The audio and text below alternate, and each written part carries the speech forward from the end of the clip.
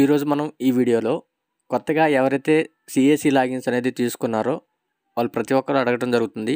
CSC login నుంచి pan card అనేది ఏ విధంగా అప్లై చేయాలి సార్ అని చెప్పేసి ఒక వీడియో అనేది చేయమని చెప్పేసి అడగడం జరిగింది. అదేవిధంగా ఇంతకుముందు పాత సిఎస్సి లాగిన్స్ ఉన్నవాళ్ళు వాళ్ళు కూడా ఎన్ఎస్డిఎల్ పాన్ లాగిన్ యూజ్ చేస్తూ ఉన్నారు. అది సైట్ అయితే మనకి ఇప్పుడు అప్డేట్ చేయడం జరిగింది. పాత పోర్టల్ అనేది వర్క్ అవ్వట్లేదండి. కొత్త పోర్టల్ కిందకి మనకి అప్డేట్ చేయడం జరిగింది. పాత వాళ్ళు కూడా ఈ పాన్ కార్డ్ అనేది ఈ కొత్త సైట్లో ఏ విధంగా అప్లై చేసుకోవాలనేది మీకు ఈ వీడియోలో చెప్పడం జరుగుతుంది. కొత్త వాళ్ళు కూడా ఏ విధంగా అప్లై చేయాలో కూడా ఈ వీడియోలో మీకు ఎక్స్ప్లెయిన్ చేయడం జరుగుతుంది. ఓకేనా, వీడియో మాత్రం ఎక్కడ స్కిప్ చేయకుండా చివరి వరకు అయితే చూడండి. మధ్యలో ఎక్కడ స్కిప్ చేసినా కానీ మీకు ఇన్ఫర్మేషన్ అనేది మీకు అర్థం కాదనమాట. వీడియో ఎక్కడ స్కిప్ చేయకుండా లాస్ట్ వరకు అయితే చూడండి. వీడియో కనుక మీకు నచ్చినట్లయితే వీడియోకి ఒక లైక్ చేయడం మాత్రం మర్చిపోకండి. కొత్తగా కనుక మన ఛానల్ కనుక మీరు చూస్తున్నట్లయితే మన ఛానల్ అయితే సబ్స్క్రైబ్ చేసుకొని పక్కన ఉన్న బెల్ ఐకాన్ అనేది ఆన్లో పెట్టుకోండి. నేను లేటెస్ట్గా ఏమైనా వీడియోస్ అనేది చేశానంటే అందరికన్నా ముందుగా మీ ఫోన్కి నోటిఫికేషన్ అనేది రావడం జరుగుతుంది. అదేవిధంగా మన టెలిగ్రామ్ గ్రూప్ లింక్ కూడా మీకు కింద డిస్క్రిప్షన్లో ఇవ్వడం జరుగుతుంది. ప్రతి ఒక్కరైతే జాయిన్ అవ్వండి. లేటెస్ట్ అప్డేట్స్ చిన్న అప్డేట్స్ ఏమైనా ఉంటే మన గ్రూప్లో అనేది నేను ఇంటిమేషన్ అనేది ఇవ్వడం జరుగుతుంది. ప్రతి ఒక్కరైతే మాత్రం టెలిగ్రామ్ గ్రూప్లో అయితే జాయిన్ అవ్వండి. ఓకేనా, అదేవిధంగా మన వాట్సాప్ ఛానల్ లింక్ కూడా మీకు కింద డిస్క్రిప్షన్లో ఇవ్వడం జరుగుతుంది. ఇప్పుడు కొత్తగా అప్డేట్ అయిన ఈ పాన్ లాగిన్ పోర్టల్ లింక్ కూడా మీకు కింద డిస్క్రిప్షన్లో ఇస్తాను. డైరెక్ట్గా దాని మీద క్లిక్ చేసి మీరు ఓపెన్ చేసి కూడా ఈ డాష్బోర్డ్లోకి అనేది మీరు రావచ్చు. ఓకేనా, మనం లేట్ చేయకుండా ఇంక వీడియోలోకి అనేది వెళ్ళిపోదాం. వీడియో మాత్రం ఇక్కడ స్కిప్ చేయకుండా లాస్ట్ వరకు అయితే చూడండి. మీకు వెబ్సైట్ అనేది ఈ విధంగా అయితే ఉండటం జరుగుతుంది. ఇక్కడ మీకు ఉన్న ఆప్షన్స్ ఒకసారి చూపిస్తాను. మీకు ఇక్కడ న్యూ అప్లికేషన్ అని చెప్పిస్తుంది కదా, దీంట్లో న్యూ పాన్ అనేది అప్లై చేసుకోవచ్చు అనమాట.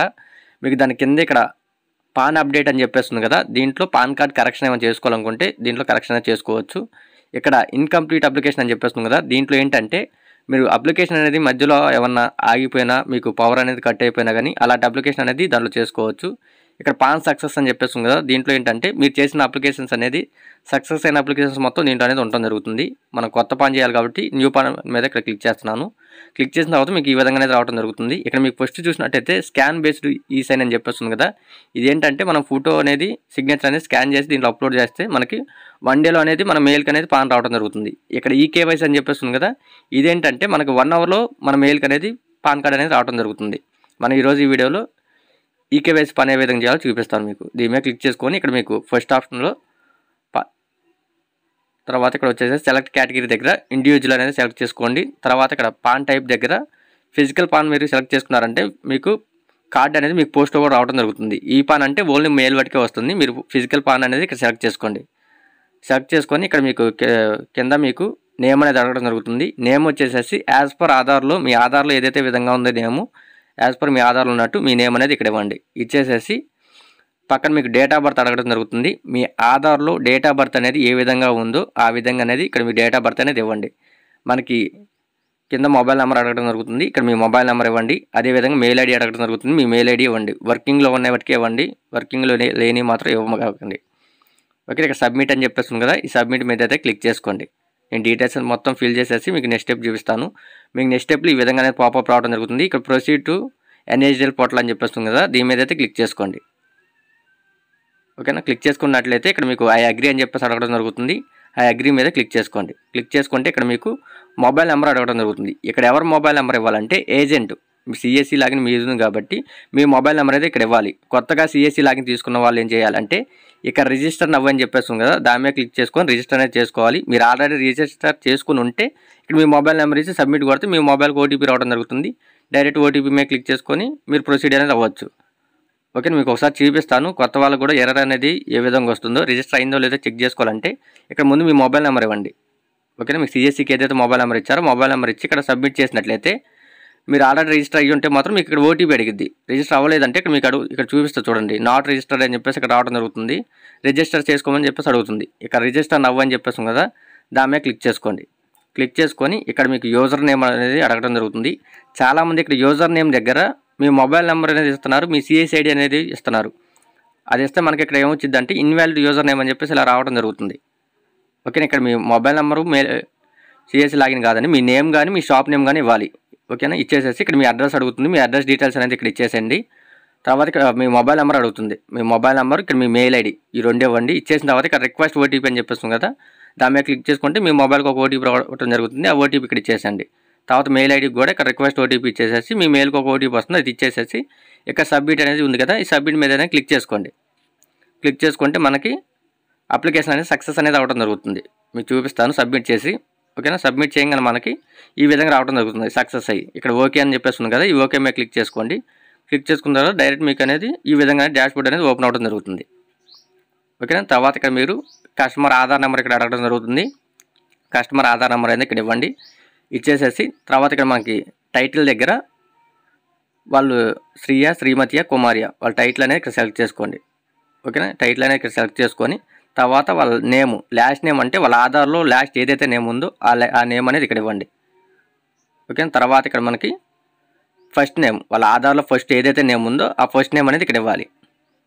జాగ్రత్తగా గుర్తుపెట్టుకోండి. తర్వాత మిడిల్ నేమ్ అంటే వాళ్ళ ఆధార్లో మిడిల్లో ఏదైతే నేమ్ ఉందో ఆ మిడిల్ నేమ్ అనేది ఇక్కడ ఇవ్వాల్సి ఉంటుంది.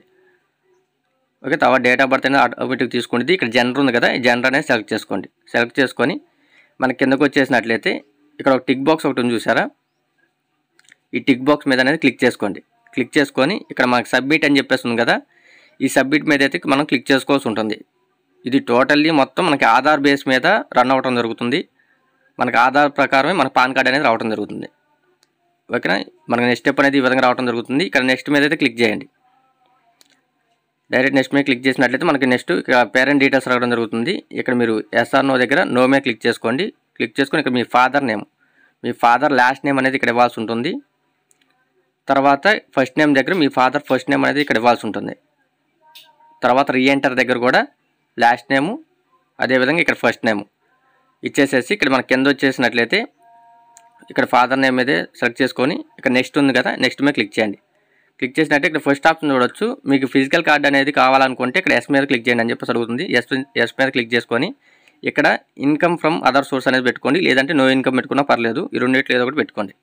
పెట్టుకొని ఇక్కడ మీ ఎస్టీడీ కోడ్ ఇచ్చేస్తారు. మొబైల్ నెంబర్, మెయిల్ ఐడి డిఫాల్ట్గా మనం తీసుకునే ఉండిద్ది. తర్వాత కొంచెం కిందకు వచ్చేసండి. అడ్రస్ డీటెయిల్స్ అనేది అవసరం లేదు. మీ ఆధార్లో ఏదైతే అడ్రస్ ఉందో అదే అడ్రస్కి అనేది మీకు పోస్ట్కి అనేది రావడం జరుగుతుంది కార్డు.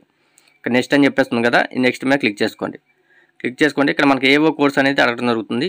ఏవో కోర్స్ అనేది మనం డిఫాల్ట్గా ఇవ్వాల్సిన పని లేదు. ఇక్కడ మనకి పిన్ కోడ్ అని చెప్పేసి ఉంది కదా, మీ ఏరియా పిన్ కోడ్ అనేది ఇక్కడ మీరు ఇచ్చినట్లయితే మీకు డైరెక్ట్గా మీకు ఏవో కోర్స్ అనేది తీసుకోవడం జరుగుతుంది. ఇక్కడ మీరు కింద ఏవో కోర్సు మీ డిస్టిక్, మీ స్టేట్ అని సెలెక్ట్ చేసుకోవాల్సిన అవసరం లేదు. డైరెక్ట్గా మీ పిన్ కోడ్ అడుగుతుంది కదా, ఈ పిన్ కోడ్ దగ్గర మీ ఏరియా పిన్ కోడ్ అనేది ఇక్కడ ఇచ్చినట్లయితే మీకు డైరెక్ట్గా మీకు ఏవో కోర్స్ అనేది ఇక్కడ డిస్ప్లే అవడం జరుగుతుంది. తర్వాత ఇక్కడ నెక్స్ట్ అని చెప్పేస్తుంది కదా, నెక్స్ట్ మీద క్లిక్ చేయండి. ఇక్కడ ప్లేస్ దగ్గర మీ విలేజ్ నేమ్ అనేది ఇవ్వాలన్నమాట. ఓకే, మీ విలేజ్ నేమ్ అనేది ఇక్కడ ఇచ్చేసేసి ఇక్కడ మనకు పక్కన సబ్మిట్ అని చెప్పేస్తుంది కదా, ఈ సబ్మిట్ మీద అయితే క్లిక్ చేసుకోండి.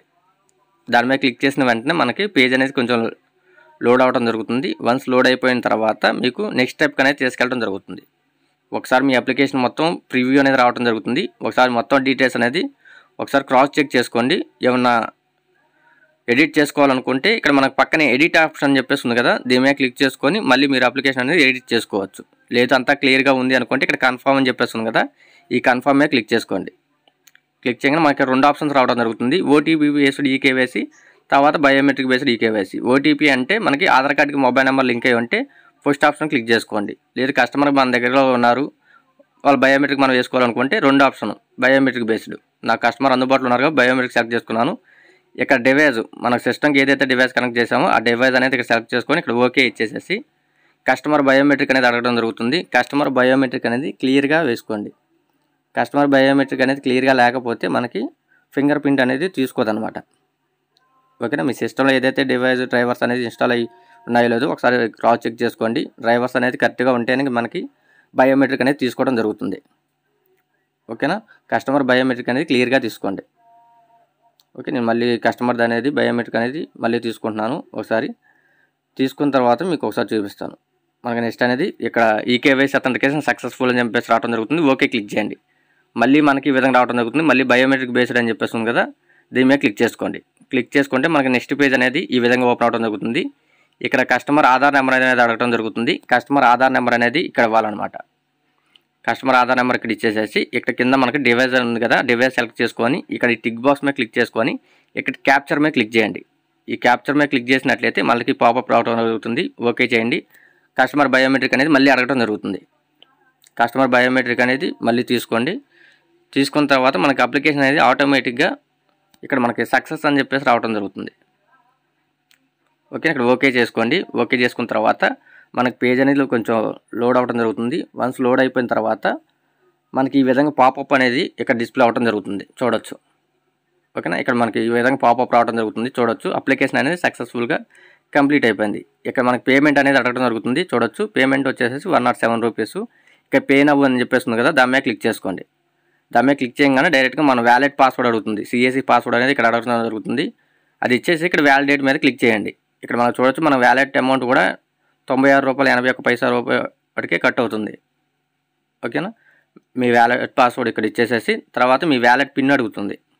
మీ వ్యాలెట్ పిన్ అనేది ఇక్కడ ఇచ్చేసేయండి. ఇచ్చేసేసి ఇక్కడ పే ఉంది కదా, పే మీద క్లిక్ చేసినట్లయితే మనకి పేమెంట్ అనేది సక్సెస్ అనేది అవ్వడం జరుగుతుంది. వన్స్ పేమెంట్ అనేది సక్సెస్ అయిపోగానే మీకు ఈ విధంగా పాపప్ అనేది మీకు డిస్ప్లే అనేది అవ్వడం జరుగుతుంది, చూడొచ్చు. ఇక్కడ మీ అప్లికేషన్ సక్సెస్ఫుల్లీ సబ్మిట్ అని చెప్పేసి రావడం జరిగింది. మీకు అక్నాలెడ్జ్‌మెంట్ నెంబర్ కూడా ఇక్కడ మీకు కింద డిస్ప్లే అవ్వడం జరుగుతుంది, ఒకసారి చూడొచ్చు. ఓకేనా, ఈ విధంగా అనేది మనం పాన్ అనేది అప్లై చేసుకోవచ్చు అనమాట. ఇక్కడ మీకు చూసినట్లయితే ఈ డాష్బోర్డ్లోకి అనేది వెళ్ళినట్లయితే ఇక్కడ మనకి చూడొచ్చు, సక్సెస్ లిస్ట్లో మనకి ఈ పాన్ అప్లికేషన్ అనేది వెళ్ళడం జరిగింది. ఇక్కడ పాన్ సక్సెస్ అని చెప్పేసి కదా, దాంట్లోకి వెళ్ళి కూడా మీరు చెక్ చేసుకోవచ్చు. మీ అక్నాలెడ్జ్‌మెంట్ నెంబర్ కూడా ఇక్కడ మీరు చూసుకోవచ్చు. ఓకే, ఈ విధంగా అనేది పాన్ అనేది అప్లై చేసుకోవచ్చు అండి. డౌట్స్ ఏమైనా ఉంటే కింద కామెంట్ సెక్షన్లో కామెంట్ చేయండి. ఓకేనా.